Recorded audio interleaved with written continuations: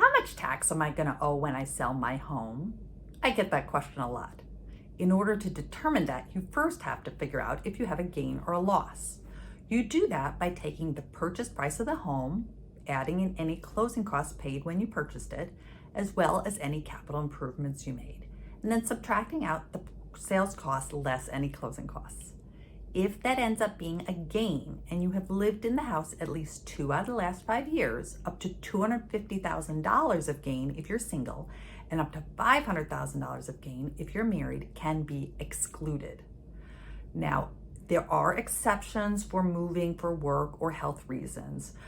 So there might be a partial exclusion, or there might be a complete exclusion as well. So make sure to talk to an accountant if that applies to you. Now, if you have a loss, unfortunately, it is a non-deductible personal loss. Also, if you used a portion of your home as a home office during the time you lived there, that percentage of the home is not considered your personal residence. And so you will pay tax on that percentage of the gain, or be able to deduct a loss as a business loss if there's a loss on that. Also, there are special rules if you use the property as a rental either before or after you lived in it as your main home. So make sure to talk to your accountant if that situation applies to you. Now, for most people, if your gain is under that threshold for the exclusion, you will not get any tax forms and there's nothing to report on your tax return.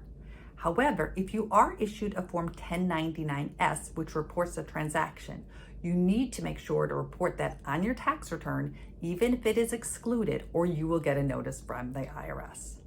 Now, I highly recommend that you keep good records of your closing statement and receipts of all capital improvements.